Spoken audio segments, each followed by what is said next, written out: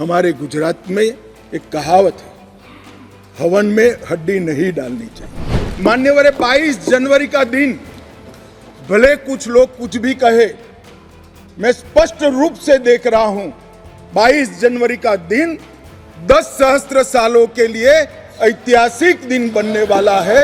ये सबको समझकर चलना चाहिए। पंजाबी में गोविंद रामायण है, इतना ही नहीं, ओवैसी साहब चले गए, मुल्ला मसीही ने भी रामायण मसीही लिखकर सबके लिए इस आदर्श को प्रस्तावित किया है। मैं आज भी कहता हूं, भारतीय जनता पार्टी और हमारे नेता नरेंद्र मोदी जी मान्यवर जो बोलते हैं, जो कहते हैं, वो करते हैं। माननीय गृह मंत्री जी,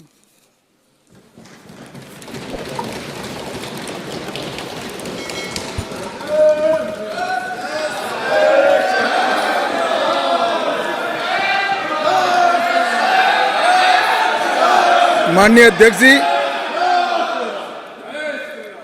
अध्यक्ष जी, मैं सबसे पहले तो आपका धन्यवाद देना चाहता हूं कि आजादी के बाद जो कुछ राष्ट्र के जीवन में महत्वपूर्ण प्रस्ताव आए हैं, उसमें से एक प्रस्ताव श्री राम जन्मभूमि पर मंदिर के निर्माण का, उसमें मुझे मेरे विचार रखने के लिए आपने मौका दिया, इसलिए हृदय से मैं आपका धन्यवाद करना चाहता हूं। मान्यवर, मैं देश की 140 करोड़ की जनता की ओर से भी आसन का, स्पीकर साहब का धन्यवाद करना चाहता हूं, क्योंकि ये जो सदन है वो नियम से तो चलता ही है। हर चर्चा नियमों से बंधी हुई होती है, संविधान से बंधी हुई होती है, परंतु एक मायनों में ये सदन जन चेतना का, जनता की आकांक्षाओं का और जनता की इच्छाओं की प्रवक्ता बनने का भी सदन का दायित्व है, और आज ये हो रहा है। 140 करोड़ के देश में और दुनिया भर में बैठे हुए राम भक्त जो 22 जनवरी के बाद एक अद्भुत आध्यात्मिक चेतना का अनुभव कर रहे हैं, इसको वाचा देने के लिए आपने समय दिया, इसलिए देश आपका हमेशा के लिए आभारी रहेगा। मान्यवर, मैंने आज किसी का जवाब नहीं देना है। आज मैं मेरे मन की बात और देश की जनता की आवाज को इस सदन के सामने रखना चाहता हूं, जो सालों से कोर्ट के कागजों में दबी हुई थी। नरेंद्र मोदी जी के प्रधानमंत्री बनने के बाद उसको आवाज भी मिली, अभिव्यक्ति भी मिली। मान्यवर 22 जनवरी का दिन, भले कुछ लोग कुछ भी कहे, मैं स्पष्ट रूप से देख रहा हूं 22 जनवरी का दिन 10 सहस्त्र सालों के लिए ऐतिहासिक दिन बनने वाला है। ये सबको समझकर चलना चाहिए। मान्यवर, जो इतिहास को पहचानते नहीं, ऐतिहासिक पलों को पहचानते नहीं, वो अपने अस्तित्व को, अपने वजूद को कहीं ना कहीं खो देते हैं। मैं आज फिर से एक बार कहने वाला हूं मान्यवर कि 22 जनवरी का दिन 10 सहस्त्र से भी अधिक सालों तक इस देश का ऐतिहासिक दिन है। मान्यवर, 22 जनवरी का दिन 1528 से शुरू हुई एक संघर्ष और अन्याय के सामने लड़ाई का एक आंदोलन के अंत का दिन है। 1528 से चली हुई ये न्याय की लड़ाई यहां पर समाप्त। मान्यवर, 22 जनवरी का दिन करोड़ों भक्तों के आशा, आकांक्षा और सिद्धि का दिन है। उनकी आज आशा, आकांक्षाएं सिद्ध हुई है। मान्यवर, 22 जनवरी का दिन भारत की, समग्र भारत की, मैं चाहूंगा कि समग्र भारत पर पूरा सदन गौर करे। 22 जनवरी का दिन समग्र भारत की आध्यात्मिक चेतना के पुनः जागरण का दिन आज इतिहास में बन चुका है। मान्यवर, 22 जनवरी का दिन महान भारत की यात्रा की शुरुआत का दिन है। 22 जनवरी के दिन मां भारती को विश्व गुरु के मार्ग पर ले जाने को प्रशस्त करने वाला दिन मान्यवर बनने वाला है। मान्यवर, ये देश की कल्पना राम और रामचरित्र के बगैर कर ही नहीं सकती। जो इस देश को पहचानना चाहते हैं, जानना चाहते हैं, जीना चाहते हैं, राम और रामचरित मानस के बगैर वो जी ही नहीं सकते। राम का चरित्र और राम ये देश के जनमानस का प्राण है, ये सबको समझना चाहिए, सबको स्वीकारना चाहिए। और इसीलिए मान्यवर, हमारे संविधान की पहली प्रत से लेकर महात्मा गांधी के आदर्श राज्य की कल्पना को राम राज का नाम दिया गया। संविधान में भी राम दरबार को स्थान दिया गया। मान्यवर, जो लोग राम के अलावे भारत की कल्पना करते हैं वो भारत को नहीं जानते, वो हमारे गुलामी के काल का प्रतिनिधित्व करते हैं। मान्यवर, राम व्यक्ति नहीं है, राम प्रतीक है। करोड़ों लोगों का आदर्श जीवन कैसे जीना चाहिए, इसीलिए उनको मर्यादा पुरुषोत्तम किया गया। राम का राज्य किसी एक धर्म, एक संप्रदाय के विशेष के लिए नहीं है। राम का राज्य, आदर्श राज्य कैसा होना चाहिए, इसका प्रतीक न केवल भारत, समग्र दुनिया के देशों के लिए बना हुआ है मान्यवर। और इसलिए मैं मानता हूं कि राम और राम के चरित्र को फिर से प्रस्तावित करने का काम 22 जनवरी को हुआ है, मोदी जी के हाथ से हुआ है। वो इस देश के लिए सौभाग्य का विषय है मान्यवर। हम सब उन सौभाग्यशाली लोगों में से हैं जो 1528 वहां पर राम मंदिर देखना चाहते हैं। पीढ़ियां चली गई, हजारों लोग, लाखों लोग शहीद हुए, संघर्ष किए, आंदोलन किए, मगर ये दिन देखना स्वप्न में नहीं आया। आज हम सब बहुत सौभाग्यशाली है कि इस देश को हम देख सकते हैं मान्यवर। भारत की संस्कृति और रामायण को अलग कर कर देखा ही नहीं जा सकता। कई भाषाओं में, कई प्रदेशों में और कई प्रकार के धर्मों में भी रामायण का जिक्र, रामायण का अनुवाद, रामायण से बनी परंपराएं और रामायण को अपने राष्ट्रीय चेतना का एक आधार बनाने का काम हुआ है। कई सारे रामायणों का उल्लेख है। संस्कृत में वाल्मीकि रामायण, अध्यात्म रामायण, आनंद रामायण, अवधी में रामचरितमानस, ओडिया में 13 प्रकार के रामायण, तेलुगु में रंगनाथ रामायण, रघुनाथ रामायण, कन्नड़ में कुमुदेंदु रामायण, तोरवे रामायण, बतलेश्वर रामायण, असमिया में कथा रामायण, सप्तकांड रामायण और शंकरदेव ने भी वरगीत के अंदर रामायण का वर्णन किया। बंगला में भी रामायण मिलेगा, कश्मीर में भी राम अवतार चरित मिलेगा, बौद्ध परंपराओं में भी हनुमान जातक में रामायण का जिक्र मिलेगा, मैथिली में भी रामायण है, पंजाबी में गोविंद रामायण है। इतना ही नहीं, ओवैसी साहब चले गए, मुल्ला मसीही ने भी रामायण मसीही लिखकर सबके लिए इस आदर्श को प्रस्तावित किया है। कई सारे देशों में भी रामायण को स्वीकारा है और एक आदर्श ग्रंथ के रूप में प्रस्तावित किया है। विदेशों में नेपाल, जावा, इंडोनेशिया, कंबोडिया, तिब्बत, ये सभी देश भाषाओं में रामायण का अनुवाद भी हुआ है और उससे प्रेरणा भी ली जाती है। हमारे यहाँ आदिवासी जीवन भी एक प्रकार से अलग संस्कृति से, अलग परंपराओं से रचा बचा। उरांव में, बोडो में, संथाल में, संकाल में, बिरहोर में और छोटा नागपुर में सभी जगह स्थानीय भाषाओं में रामायण का अनुवाद भी हुआ और रामायण के आधार पर अपने जीवन को, आदर्श को बनाने का काम भी हुआ। मान्यवर, राम और रामायण से अलग इस देश की कल्पना हो ही नहीं सकती। मान्यवर, ये जो राष्ट्र की इच्छा की परिपूर्ति सम्माननीय मोदी जी के हाथ से 22 जनवरी को अभिजीत मुहूर्त में हुई है, ये लड़ाई 1528 से लड़ी जा रही है। दशकों तक ये लड़ाई चली मान्यवर, दशकों तक लड़ाई चली। लगभग 1858 से कानूनी लड़ाई चल रही है। जब से अंग्रेजों का शासन था, 330 साल के बाद कानूनी लड़ाई का आज अंत आया है और रामलल्ला अपने गर्भगृह के अंदर विराजमान होंगे। मान्यवर, 330 साल के बाद और 1528 से एक लंबा जो आंदोलन चला उसकी समाप्ति हुई है और देश की आध्यात्मिक चेतना की जागृति हुई है। मान्यवर, मैं इतना ही कहना चाहता हूं, ये आंदोलन से अनभिज्ञ होकर कोई इस देश के इतिहास को पढ़ ही नहीं सकता। आज से नहीं, 1528 से हर पीढ़ी ने इस आंदोलन को किसी न किसी स्वरूप से वाचा दी और ये मामला लंबे समय तक अटका रहा, भटका रहा, लटकता रहा।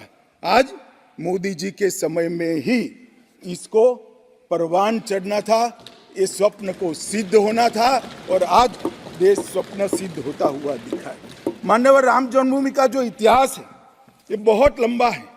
अनेक राजाओं, संतों, निहंगों, अलग अलग संगठनों और कानून विशेषज्ञों ने ये लड़ाई में योगदान दिया है।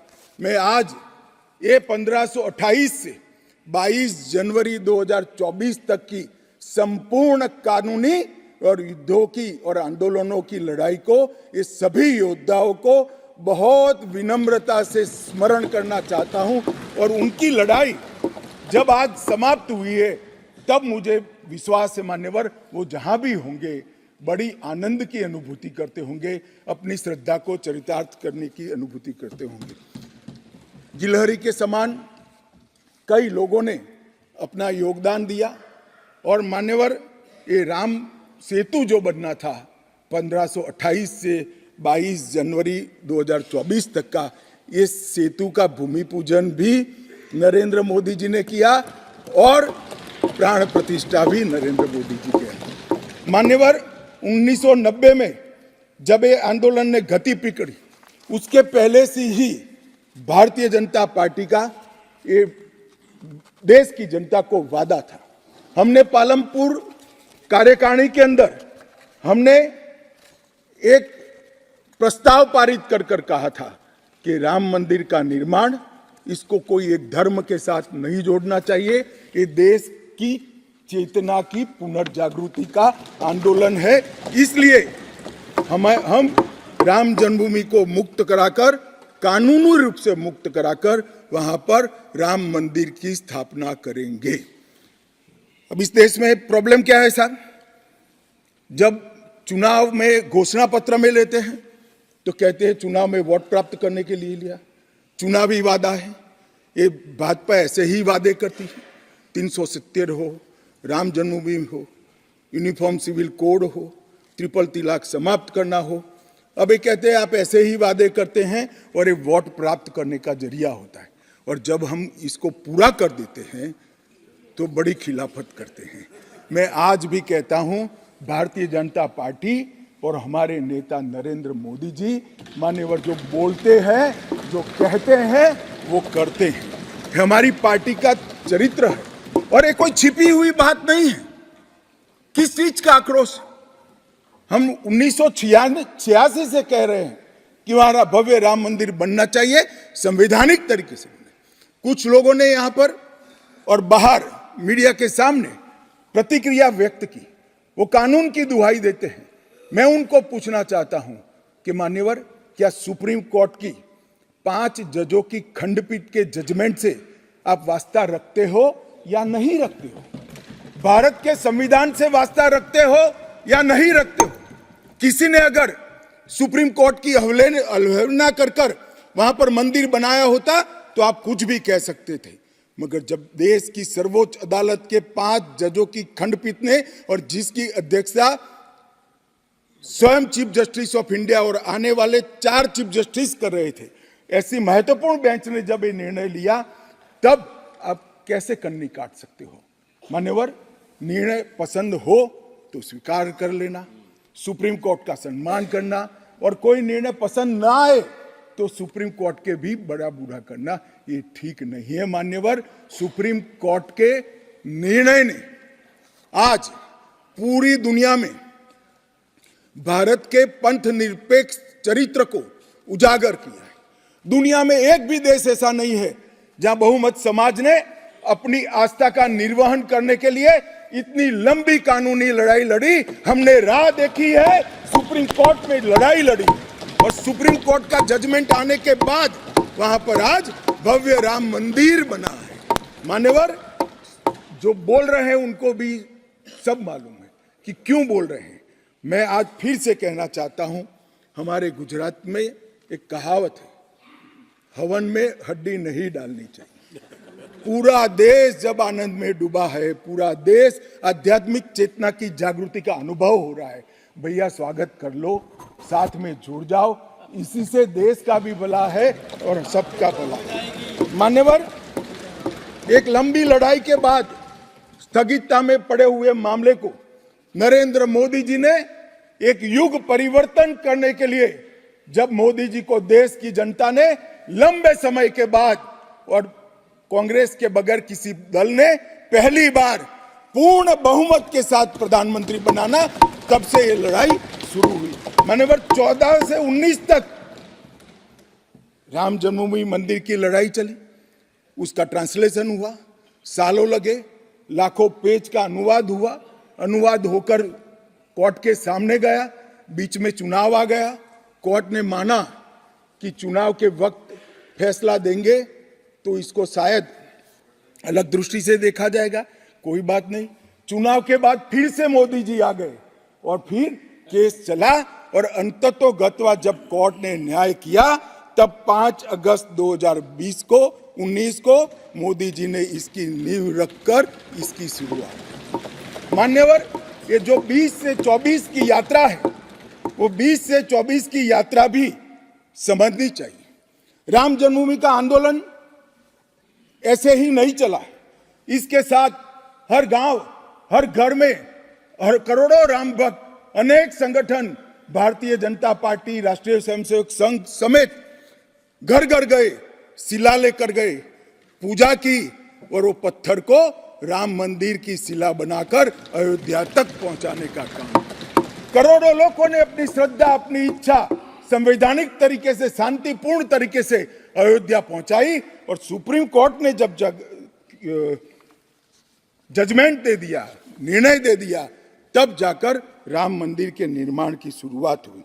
अडवाणी जी ने सोमनाथ से अयोध्या यात्रा भी की और इसके साथ साथ निहंगों ने शुरू करी हुई लड़ाई, अशोक सिंघल जी जो चरम सीमा पर ले गए थे, अडवाणी जी ने जन जागृति की और मोदी जी ने जन आकांक्षा की पूर्ति कर कर एक आध्यात्मिक चेतना का जागरण कर दिया। मान्यवर, ये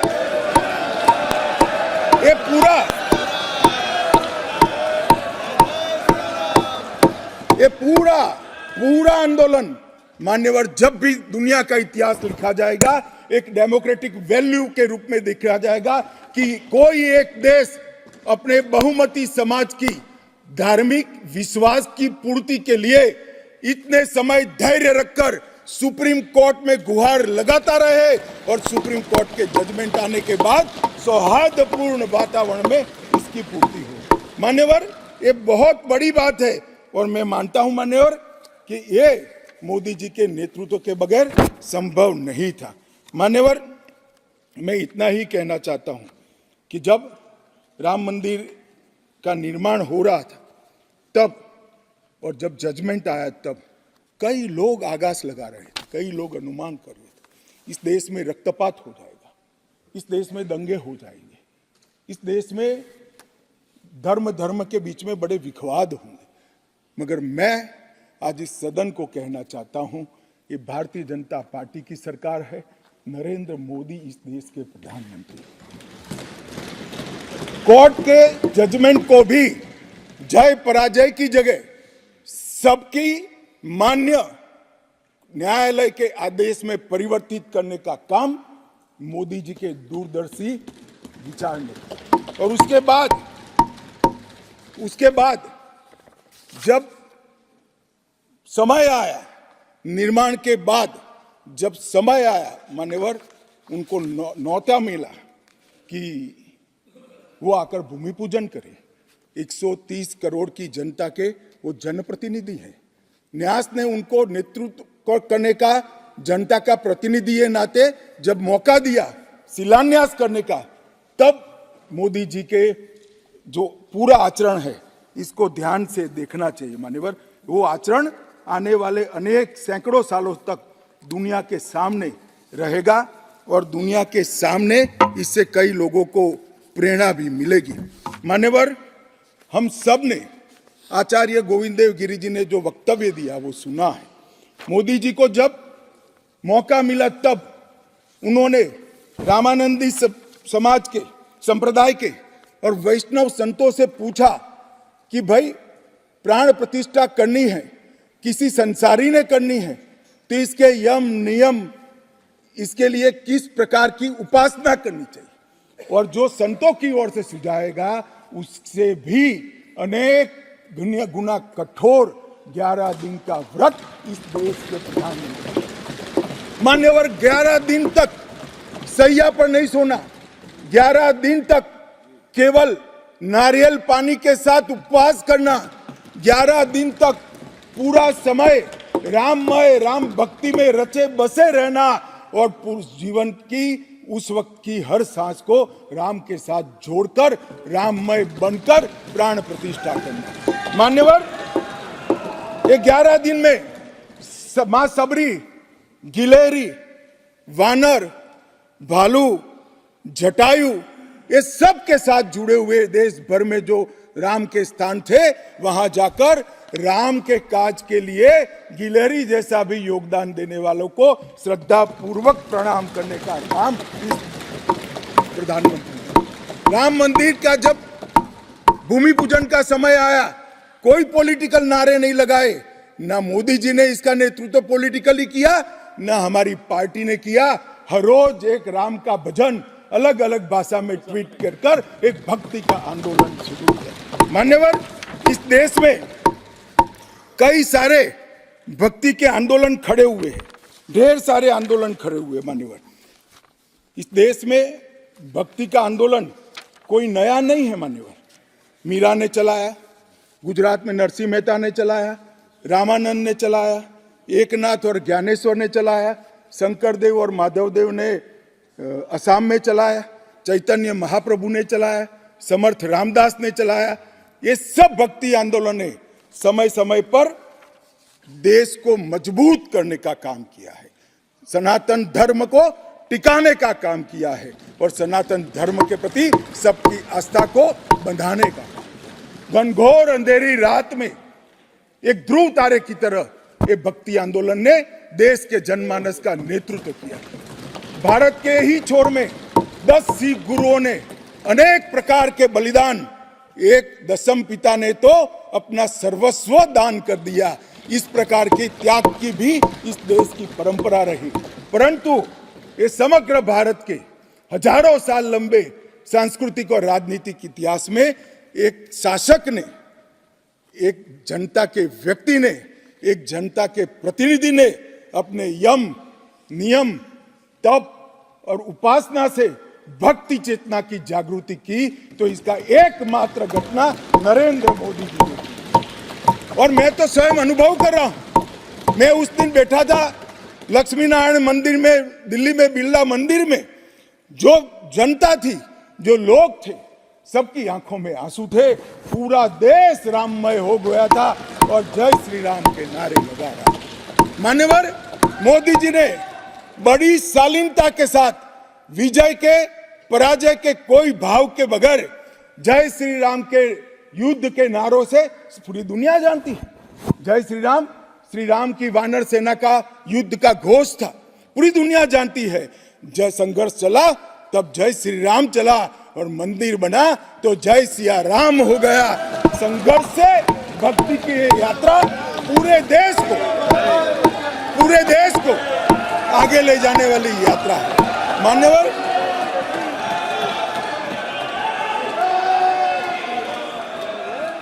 इतने चेतनामय वातावरण के अंदर भी विभाजन की बात करने वाले लोगों से मेरा करबद्ध निवेदन है, समय को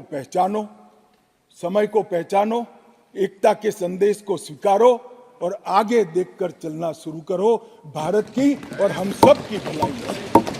मान्यवर, ये बहुत बड़ा संदेश मोदी जी ने दिया है। और मैं फिर से एक बात कहना चाहता हूं, जिसने संन्यास्त नहीं लिया है, जो सन्यासी नहीं है, जो किसी पंथ संप्रदाय का उपदेशक नहीं है, ऐसा व्यक्ति और जो देश का शासक है, प्रधानमंत्री है, प्रधान सेवक है, ऐसा व्यक्ति आध्यात्मिक चेतना, भक्ति की चेतना खड़े ये दुनिया में ऐसी मिसाल शायद ही कहीं नहीं मिली। मान्यवर, मैं ये जरूर कहना चाहता हूं, इस सदन में खड़े होकर गौरव के साथ कहना चाहता हूं कि मोदी जी मेरे नेता है, मेरे पार्टी के नेता है, मेरे पार्टी के प्रमुख नेता है। मान्यवर, मोदी जी ने एक ऐसा नेतृत्व दिया जिसने अनेक समय पर नेतृत्व के गुण क्या होते हैं इसका परिचय देने का काम किया। अच्छे समय में भी किस प्रकार से संयम रखना चाहिए इसका एक उदाहरण स्थापित करने का काम किया, और हर समय पर निर्भयता के साथ संवेदनशील, सजग और जन भावनाओं को समर्पित नेतृत्व कैसा होता है इसका उदाहरण दिया। इनके 10 साल के कालखंड के अंदर अनेक प्रकार के पड़ाव आए हैं। ये भी राम जन्मभूमि के आंदोलन जैसे ही पड़ाव रहे, क्योंकि जो गड्ढा ये खोद कर गए थे वो गड्ढे को भरकर उसमें महान भारत की इमारत बनाना ये राम मंदिर की यात्रा से कोई कम यात्रा नहीं है। मान्यवर, सबसे पहले मैं कहता हूं कि जो आर्थिक क्षेत्र के अंदर जो बदहाली करी थी, जो पॉलिसी पैरालिसिस वाली गवर्नमेंट थी, सैकड़ों पॉलिसियां बनकर आज 11वें नंबर से 5वें नंबर पर हमारे अर्थतंत्र को ले जाकर एक नीति के आधार पर चलने वाला राज्य, नीति के बनाने वाले नेता कैसा होता है उसका उदाहरण दिया। कोविड आया तो भयभीत हुए बगैर, सरकार की मशीनरी कम पड़ जाएगी, जब तक आंदोलन पूरा देश नहीं लड़ेगा इससे हम नहीं लड़ पाएंगे, वो जानते हुए एक मोर्चे पर वैक्सीन का इनोवेशन का काम चालू रहा, दूसरे मोर्चे पर हेल्थ इंफ्रास्ट्रक्चर का अपग्रेडेशन का काम चालू रहा, तीसरे मोर्चे पर हर गरीब के घर में अनाज पहुंचाने का काम चालू रहा, चौथे मोर्चे पर जो कोविड की दर्दियों की शुश्रूषा कर रहे थे उनका नेतृत्व करने का काम चालू रहा, और 5वें मौके पर जनता कर्फ्यू, दिया जलाना, थाली बजाना, हंसने वाले आज रोड पर घूमते हो गए, उनको मालूम नहीं है पूरी दुनिया मोदी जी के संवेदनशील और समग्रता से भरे हुए नेतृत्व को आज स्वीकार। मान्यवर, यही समय में कोविड का पड़कार भी आया, यही समय में 62 की तरह चीन ने अपना मुंह दिखाना शुरू किया, दृढ़ता के साथ नेतृत्व छाती सीना तान कर खड़ा रहा, हिंदुस्तान की 1 इंच जमीन नहीं। कई बार हुआ था, इसी समय में पुंछ और पुलवामा में हमला हुआ, सर्जिकल स्ट्राइक और एयर स्ट्राइक कर कर नेतृत्व की वीरता का भी परिचय दिया और घर में घुसकर जवाब देने का काम किया। हजारों बच्चों जब परीक्षा के वक्त आत्महत्या करते थे, ट्रेस में आते थे, मनोरोग के शिकार बनने थे, एक पिता की तरह एक प्रजावात्सल नेतृत्व का परिचय देते हुए प्रजा परीक्षा पे चर्चा की भी बात, और जब मौका राम मंदिर का आया तब एक सन्यासी की तरह, एक भक्त की तरह गौरवपूर्ण तरीके से आध्यात्म को जागरूक करते हुए आध्यात्मिक चेतना का जागरण करने का काम भी नरेंद्र मोदी जी ने किया। मैं इसलिए कहता हूं कि बहुत लंबे समय से इस देश को ऐसे नेतृत्व की जरूरत थी। 70 साल तक, 68 साल तक देश ऐसे नेतृत्व में भटकता रहा, लटकता रहा। 130 करोड़ की जनता ने मोदी जी को चुनकर एक सर्वगुण संपन्न नेता को चुनकर देश की सभी चुनौतियों को समाप्त किया। मान्यवर, मैं आज आपके माध्यम से ये मैं कहना चाहता हूं, ये राम मंदिर का निर्माण, और राम मंदिर में रामलला की बाल प्रतिमा, मनोहरी दृश्य, आंख बंद कर देते तो सामने वो प्रतिमा दिखाई पड़ती। इतनी मनोहरी प्रतिमा बनाने का काम हुआ और उसकी प्राण प्रतिष्ठा भी हुई। मान्यवर, एक प्रकार से समग्र भारतीय संस्कृति को मोदी जी के माध्यम से एक अभिव्यक्ति का काम है। मान्यवर, राम का जीवन ही अपने आप में परिपूर्ण जीवन।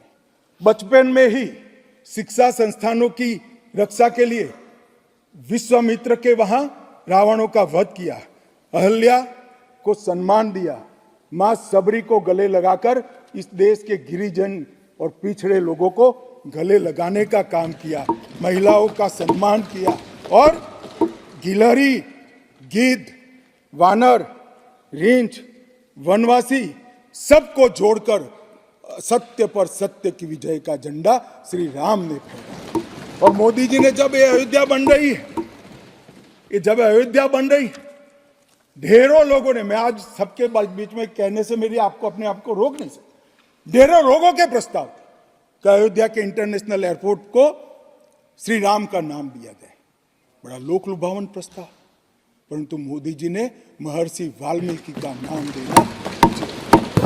सारे मौकों पर दशरथ का, सीता माता का चौराहे पर नाम देने का प्रस्ताव आया था, मोदी जी ने कहीं जटायु को रखा, कहीं गिलहरी को रखा, कहीं हनुमान को रखा।